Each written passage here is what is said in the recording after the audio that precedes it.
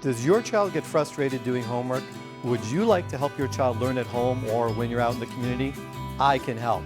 Hi, I'm Stuart Ackerman. I've been an educator for over 17 years and I've helped many children achieve academic success. Today, I'm going to share with you my personal strategies, techniques, and views so that you can help your child learn right here on Teacher Time.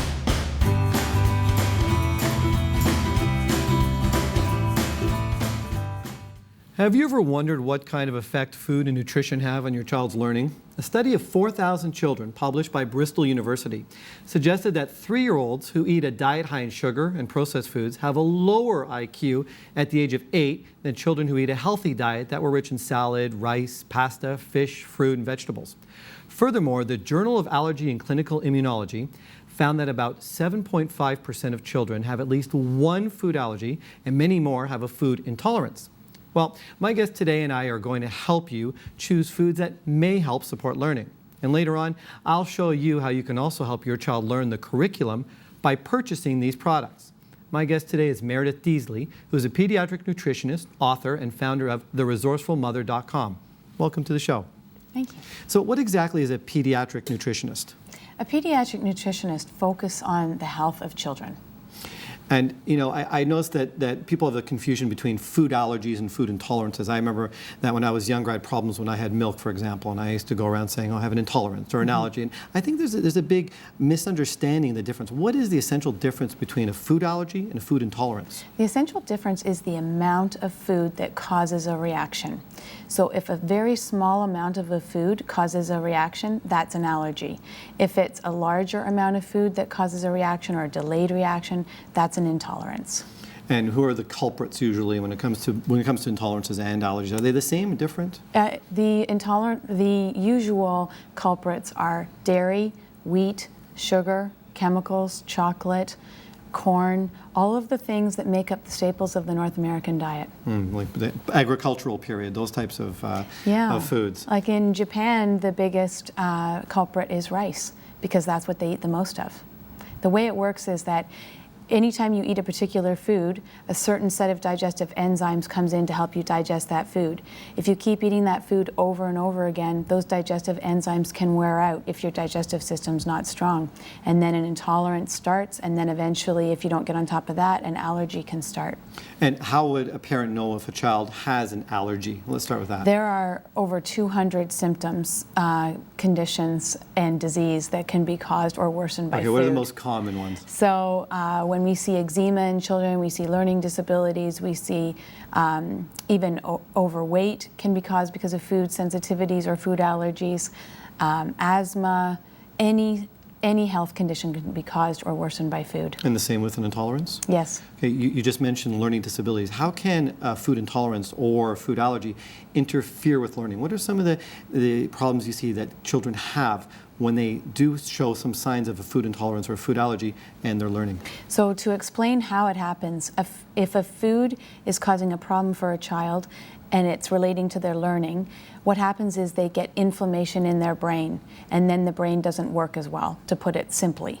So there are children that cannot read well because of foods that they're eating. Some are dyslexic because of food they're eating.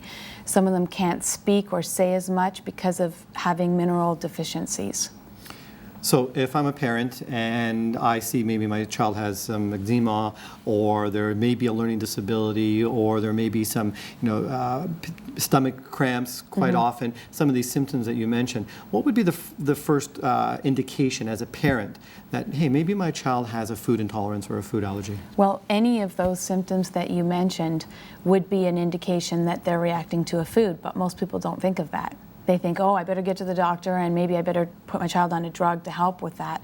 But usually it's a reaction to a food. I always say look at that first. And what would be the first step for a parent if they suspect there is some sort of food? Oh, they notice perhaps that when their child has stomach aches after maybe they've had dairy, for example. What do you usually recommend the child do with regards to dairy? So the first thing most parents do is go to an allergist, but the allergists don't measure intolerances. They only measure the allergies, and they don't actually get all allergies with that way of testing.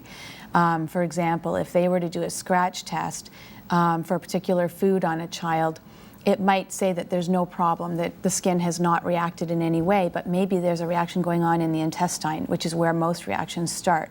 Or maybe there's a reaction going on in the brain, but that would not be measured on the skin. So that's where most people go, but that's not where they always get the answers.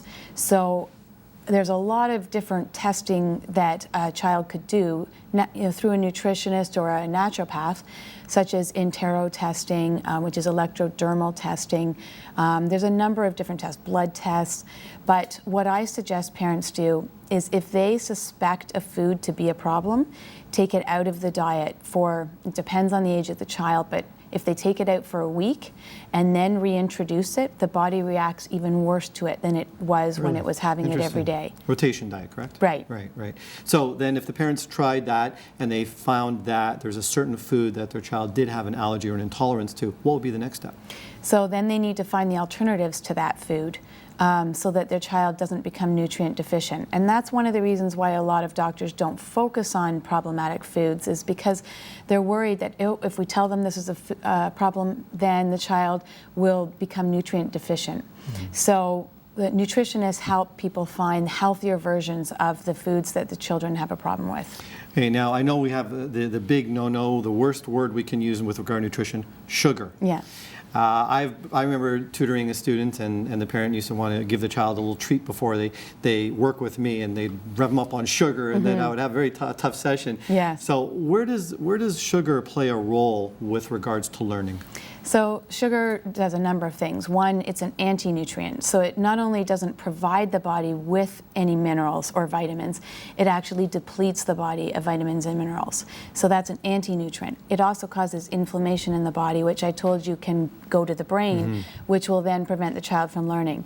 It also messes with the blood sugar, which means that the child doesn't have stable blood sugar and therefore cannot concentrate and take in new information easily or retain it. So a high sugar breakfast would adversely impact the child's learning, or especially earlier on in the day in the classroom. That's right. So we talk about a balanced breakfast. What exactly is a balanced breakfast? A balanced breakfast has a protein, a healthy carb, some fruit would be a balanced breakfast. So to give you an example, a spelt bagel, and I say spelt because it is the grain that's been around for thousands of years. It's far healthier than wheat because it has less gluten in it. And gluten is what's hard to digest and can cause inflammation if you're reactive to it. So a spelt bagel with almond butter on it, maybe some all-natural fruit jam. That would be a great start, and then maybe some fruit on the side or a smoothie on the side would be even better. And fruit juice. I know there's been a lot of talk. There's a lot of promotion on fruit juice being a health food, and I've heard in other places that perhaps it may not be as healthy as one would think. So, juice is healthy, depending on where you get it and how fresh it is. So if you're at home and you're using a juicer and you're making it all fresh with organic vegetables, because those are the most nutrient-rich vegetables that exist today, then that is a health-giving food. But if you're purchasing the sugar or chemical-laden juice that you purchase in the regular grocery store, then that is not going to be a health-giving food. Right. So then parents should think about perhaps maybe doing some of their own preparation at home. That might reduce the amount of sugar that kids would have in school. That's right. Have you helped any kids who have had these types of problems with too much sugar, and you've reduced it and you found that it's actually helped them achieve better grades? Absolutely. I mean, there was a boy that couldn't even ride a bike because his concentration was so off because of sugar. And his mom, part of my job is selling people on these ideas. And so his mom tried taking out the sugar just for, it was 3 weeks was all it was, and he was able to ride his bike no problem. So that's not necessarily what would happen with learning, but certainly with riding a bike, that was a great example. With learning, what I do is I suggest to the parent that they take sugar out 6 days a week, and then one day the child can indulge. So it might be at a birthday party, it might be at a family function, but that's when the child can have some sugar.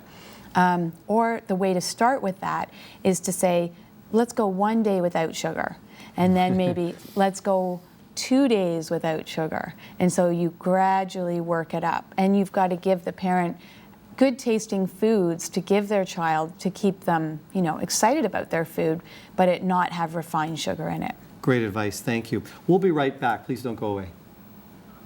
It was really interesting.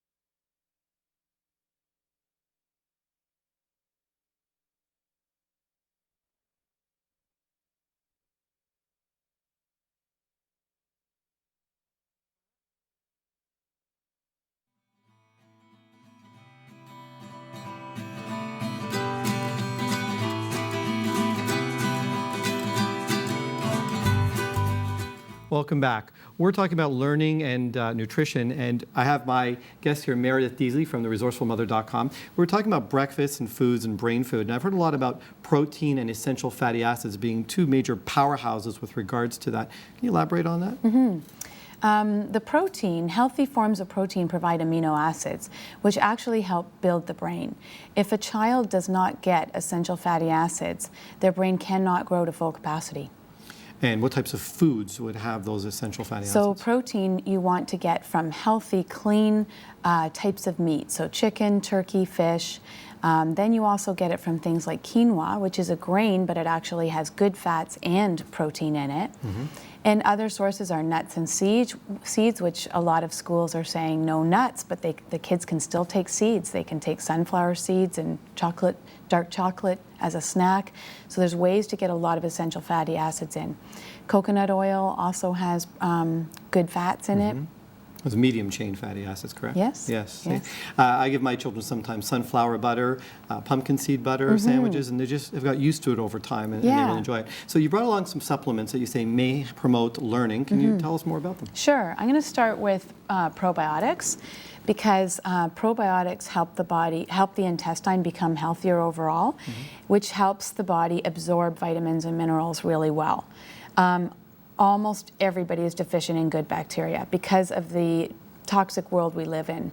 So when you take probiotics, it helps us absorb all the vitamins and minerals better, makes our intestine healthier, and for children that are constipated, it helps gets the bowels moving. So this one is particularly good. It's DDS, which you can get at the superstore, so it's easy to find.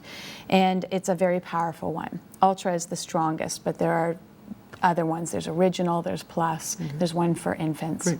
What else do you have? Then fish oils. I like Carlson's because it's a very reputable make, and they also take out the mercury, which some people question whether that's being removed properly, and their processing is very good.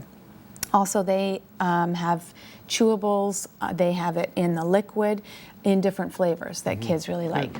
I think I was giving my kids the lemon flavor and slipping into their applesauce. Yeah. They didn't know about it until they watched this. Now they're going to know. Perfect.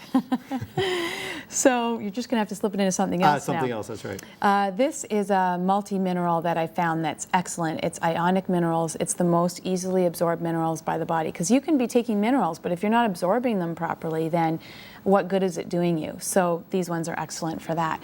And in there is zinc, which is huge for learning. They say no zinc, no think. I like that. Yeah, and there's selenium in there, which is an antioxidant. So all the minerals play a huge role in learning. And brain development. excellent. Yes. Good. And sugar is the opposite. Right. So parents should think about that when they're packing lunches and making breakfast, to focus on those essential elements.